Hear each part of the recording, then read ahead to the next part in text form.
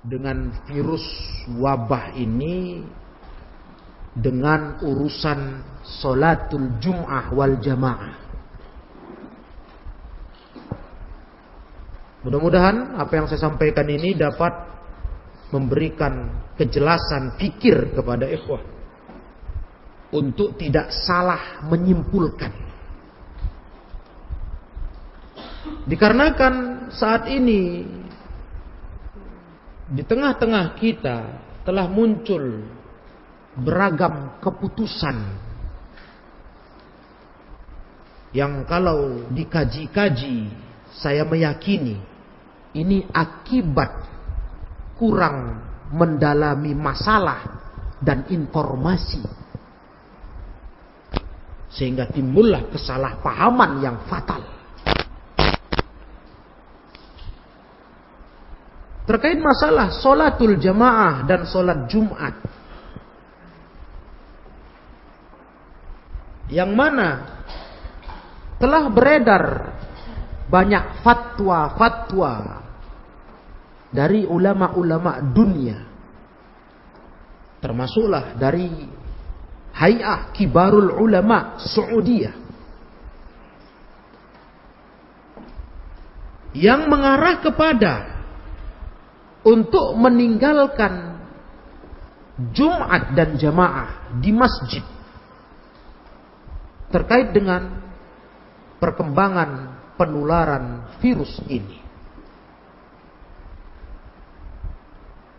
Kita tidak pungkiri, ikhwah, dan saya langsung mencari tahu ke sumber-sumber aslinya, kebenaran fatwa-fatwa itu, dengan berusaha berhati-hati dalam memahami. Betul. Tapi cobalah simak baik-baik, ikhwah. Tidak dengan gagap, tidak dengan ketergesa-gesaan. Antum akan dapati fatwa itu terkait dengan kondisi darurat wabah di satu negara, satu wilayah. Itu poin pertama. Ketika mereka para ulama sampai para pemerintahan hingga ulama-ulama kibar di Majelis Hay'ah Kibarul Ulama Saudiyah memfatwakan meninggalkan Jumat dan jamaah, menggantikan Jumat dengan zuhur dan jamaah di rumah. Maka yang pertama itu fatwa terkait dengan kondisi kedaruratan penyebaran virus yang melanda.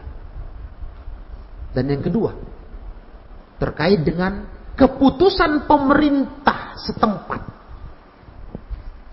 yang sudah memutuskan larangan berlaku, yang memang tak pantas sebagai rakyat walaupun punya pandangan berbeda untuk menyelisihi penguasanya.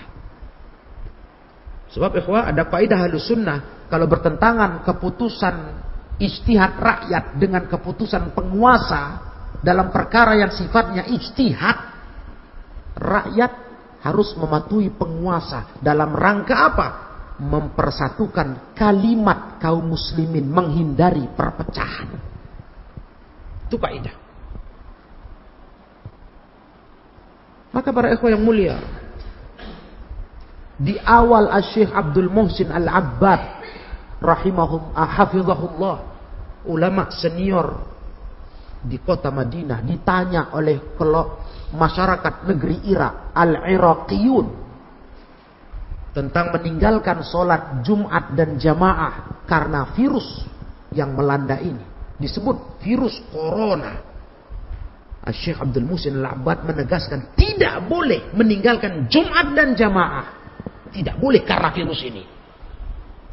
Itu fatwa awal Syekh Abdul Muhsin Al-Abbad. Begitu pemerintah Saudiyah, pemerintah dan para majelis Hay'ah Kibarul Ulama memutuskan kebalikannya dengan segala pertimbangan, Syekh Abdul Muhsin Al-Abbad langsung mengatakan untuk masyarakat mematuhi pemerintah. Lihat ya. Karena hukum asalnya dalam kondisi kalau hanya karena virus saja nggak layak ditinggalkan masjid oleh masyarakat untuk ibadah Jumat dan jamaah.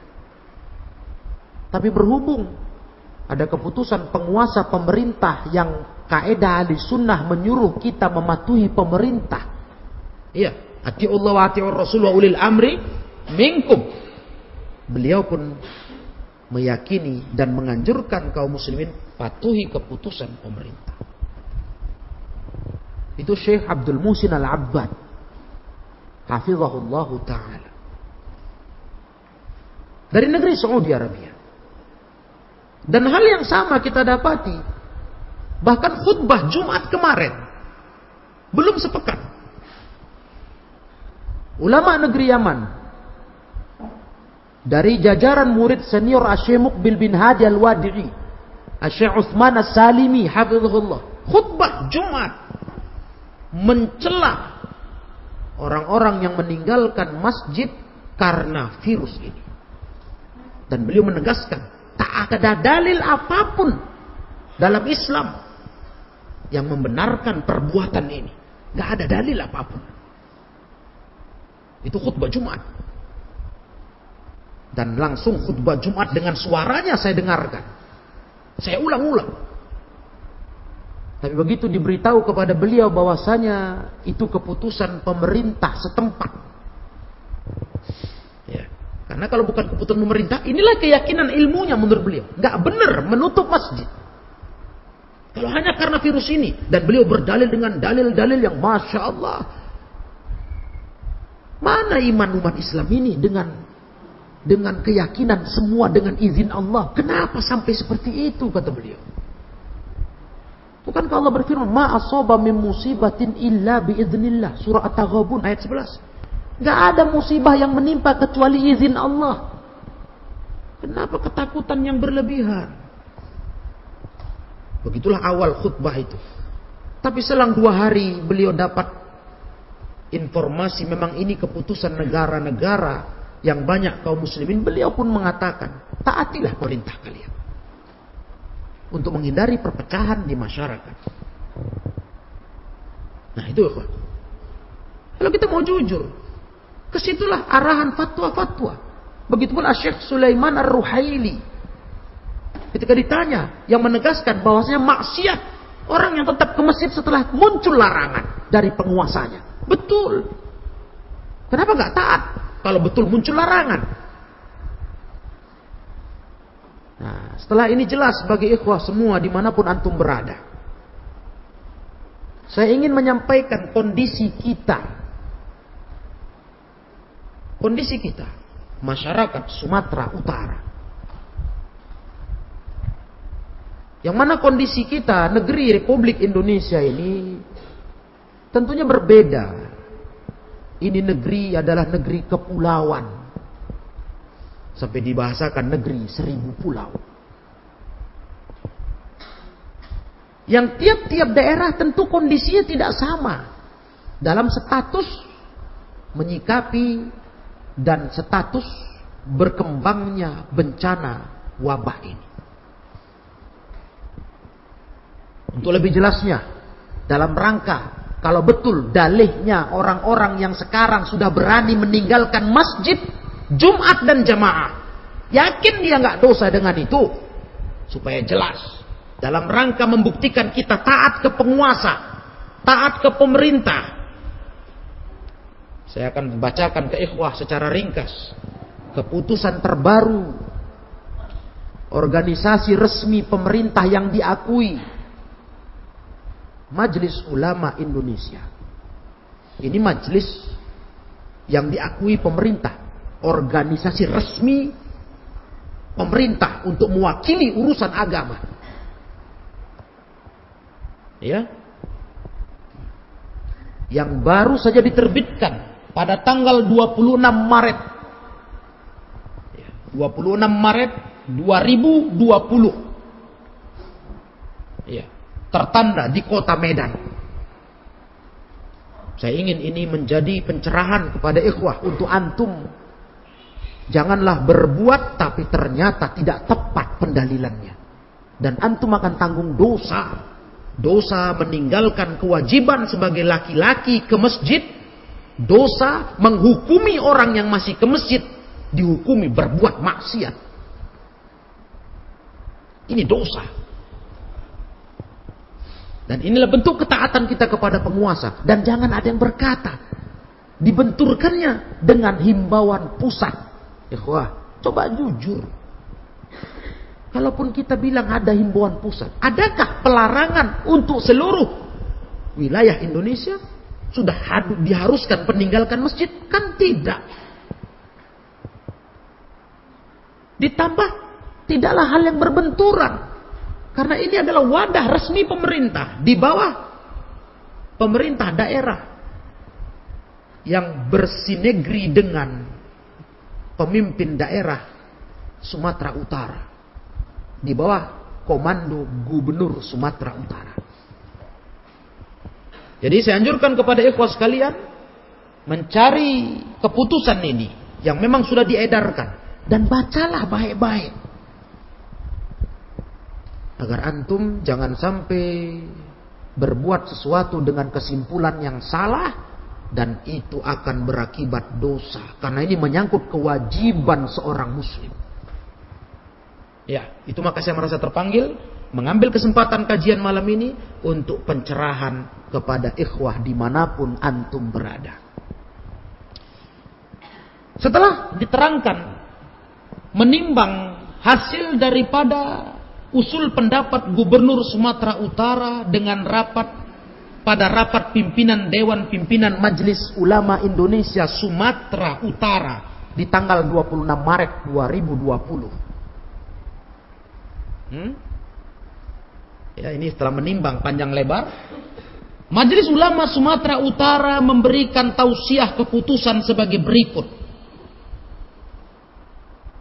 Yang pertama, untuk masyarakat dalam status pasien dalam pengawasan PDP virus corona, yang sudah status pasien sudah jelas status pasien, apalagi terpapar sudah kena virus tersebut, maka dia diisolasi, haram di tempat umum. Betul.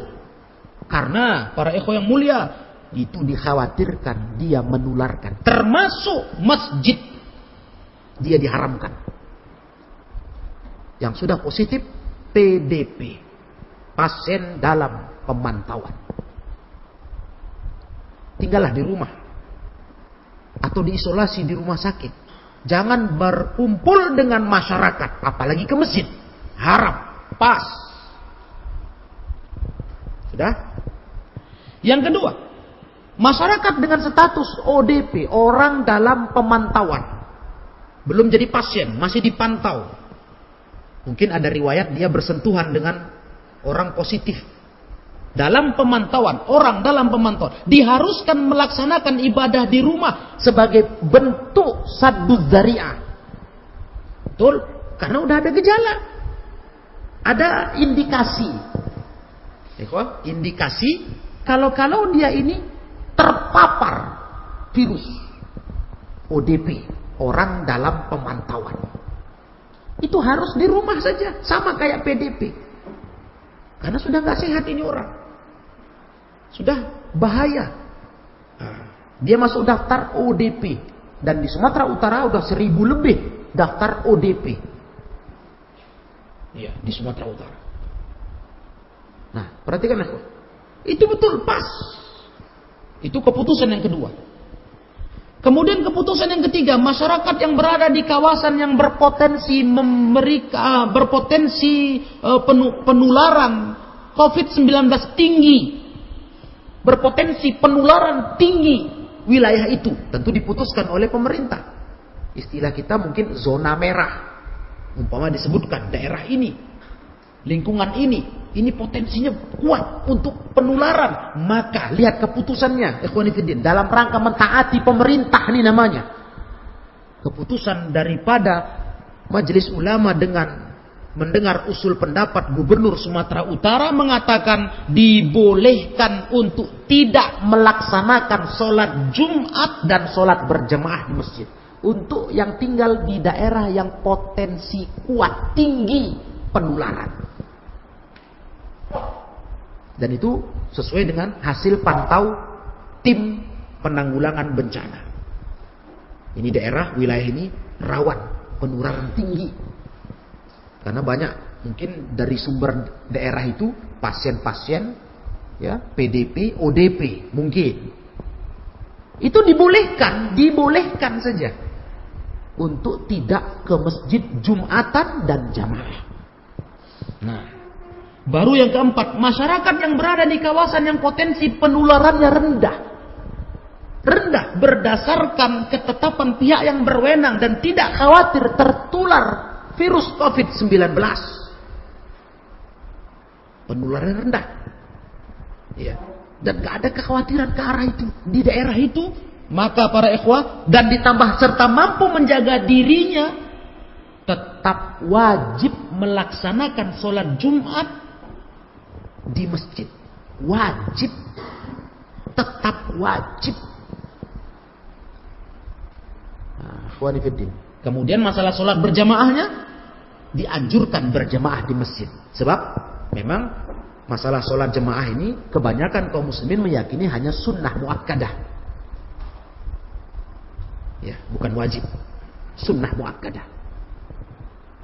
Maka ikhwah, dimanapun antum berada, sebelum antum berani memutuskan saya nggak ke masjid, saya nggak jumatan, antum bertanggung jawab memastikan wilayah antum. Pertama diri antum. Apakah status antum? PDP kah? ODP kah? Kemudian wilayah antum. Apakah wilayah antum yang rentan kemungkinan kuat tinggi penularan atau tidak? Pastikanlah itu. Kalau betul taat ke penguasa. Karena ini masalah kewajiban muslim mau kita tinggalkan. Kalau ternyata antum bukan PDP, bukan ODP, dan antum tinggal di lingkungan yang tidak besar potensi penularannya, aman, tetap wajib sholat Jumat. Ini yang saya sangat sedihkan. Ketidakberhati-hatian sebagian kita karena kepanikan yang berlebihan. Sampai sudah berani memutuskan meninggalkan jamaah Jumat dengan dalih mentaati penguasa. Sungguh dia tidak mengkaji dengan selengkap masalah ini. Ternyata setelah dia tunjuk taat penguasa, ternyata penguasa masih sifatnya secara umum menganjurkan. Iya. Himbauan umum menganjurkan sholat di rumah. Ini anjuran harus dengan dasar-dasar perincian yang jelas, karena ini urusan terkait dengan agama. Pemerintah nggak salah menganjurkan umum. Masalah perincian diserahkan ke daerah. Iya kan? Karena pemerintah nggak mungkin dalam anjuran ringkas yang dibagi-bagikan kepada masyarakat ke nomor-nomor telepon mereka, nggak mungkin ada rincian. Itu ringkas, sholatlah di rumah. Tapi kalimat ini diambil sebagai harusnya mengamalkan itu, dan sampai membawakan fatwa ulama sehingga berkata yang masih sholat di masjid hari ini orang-orang bodoh, orang-orang maksiat, orang-orang yang tidak peduli keselamatan orang lain. Masya Allah. Istijal, tergesa-gesa. Hati-hati ikhwah, takutlah dosa. Ini bahkan saya meminta kepada ikhwah, telitilah lagi semua yang saya terangkan ini. Bacalah lagi, jangan hanya terima begitu saja. Jujur lagi, cek lagi semua fatwa ulama, cocokkan, paskan dengan apa yang diadakan di Indonesia ini, pemerintah Indonesia ini, plus daerahnya, pemerintah daerahnya. Kenapa antum benturkan antara pemerintah daerah dengan pusat? Kenapa? Pusat saja pun gak ada mengatakan berlaku untuk semua daerah.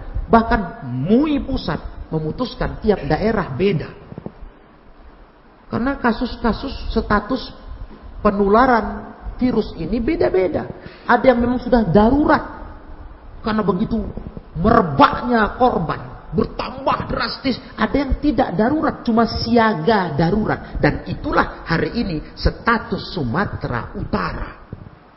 Makanya kita belum dapati satupun keterangan sampai hari ini, entah besok, dari pemerintah resmi Sumatera Utara di bawah Gubernur Sumatera Utara yang sudah melarang masyarakat sholat ke masjid, Jumat ke masjid.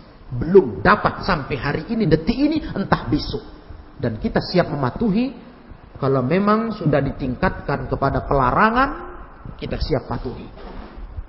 Karena pemerintah yang lebih tahu status wilayah Sumatera Utara ini, pemerintah daerah lebih mengenal dengan perkembangan virus tersebut. Nasihat kepada ikhwah dimanapun antum berada untuk tidak jadi pertanyaan yang terus membuat hati resah, membuat hati bingung.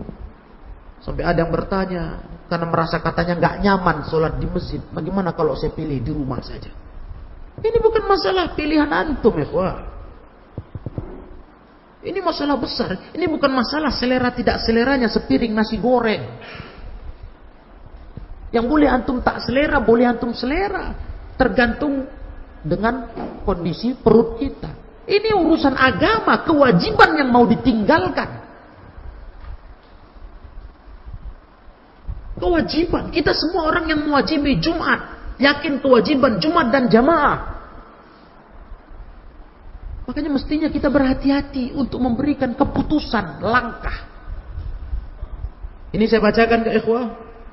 Dan ini adalah keputusan yang terbaru hari ini, 26 Maret.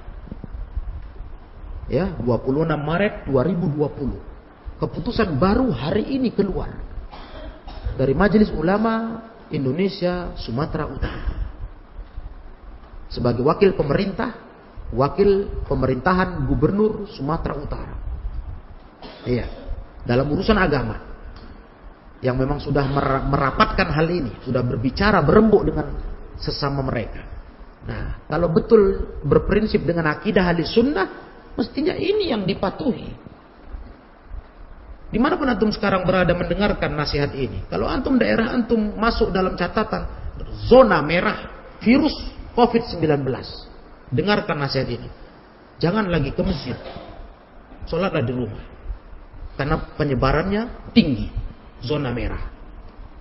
Tapi antum yang tidak masuk dalam zona merah, ya, tidak masuk dalam zona merah, maka secara hukum agama dan keputusan pemerintah setempat, antum wajib ke masjid menjalankan Jumat dan jamaah. Kecuali antum mau dosa kepada Allah, meninggalkan kewajiban ini. Inilah nasihat ikhwah yang saya merasa sangat terpanggil untuk menegur kita bersama. Iya, menegur kita bersama agar kita sudah diuji Allah dengan musibah ini. Ini ujian. Malah kita menambah kondisi jadi parah dalam hal beragama. Mestinya ujian ini meningkatkan ketaatan kita beragama. Iya kan? Karena hukum asal selain kita mentaati penguasa, hukum asal begitu. Nasihat Syekh Abdul Muhsin Al-Abbad, Syekh Utsman As-Salimi dalam khutbah Jumatnya, beliau mengingatkan, malah kaum muslimin itu dari zaman dulu kalau dapat musibah, bencana, wabah begini, mereka mendekat kepada Allah. Mereka malah mentaati Allah ke masjid. Tapi lain ceritanya kalau kondisi yang dirinci tadi, ya kan? Lain ceritanya. Dan apalagi kalau ada keputusan pemerintah. Kalau hukum asal begitu, kita malah lebih dekat kepada Allah. Ini kok malah makin menjauh, mengurangi amal soleh. Aneh kok. Dan alhamdulillah kalau untuk kita di kecamatan Medan Denai ini khususnya, alhamdulillah belum ada masuk dalam kategori zona merah, belum masuk kategori lingkungan dengan penyebaran tinggi. Belum ada. Iya. Makanya kita tetap menggelar ibadah wajib di masjid. Tetap. Iya. Kita tidak pernah memberhentikan itu Karena memang itulah keputusan yang sesuai dengan agama dan penguasa. Penguasa, pemerintah daerah, Pemda Sumatera Utara. Wallahu a'lam. Semoga ini jadi pencerahan untuk ikhwah. Agar ikhwah betul-betul terbimbing dengan ilmu. Tidak terbimbing dengan nafsu. Tidak salah memahami masalah yang akan tambah parahnya musibah yang sedang melanda. Zadat tinu banda. Istilahnya pepatah Arab. Tanah becek disiram air. Tambah parah. Itu pepatah Arab. Sudah becek disiram air. Tambah parah. Jangan begitu ikhwah. Janganlah seperti itu. Ya, mari kita bersikap sesuai dengan ilmu agama yang benar. Nah, demikianlah, mudah-mudahan ini bermanfaat. Semoga Allah Subhanahu wa ta'ala memberikan perlindungan kepada kita semuanya. Dan semoga Allah cepat mengakhiri wabah musibah yang sedang menimpa masyarakat negeri ini khususnya dan dunia umumnya. Cepat diangkat Allah, karena ini semua dari Allah. Maka hanya Allah pula lah yang sanggup mengangkat dan menuntaskan problema ini di tengah umat manusia. Manusia tidak ada daya upaya.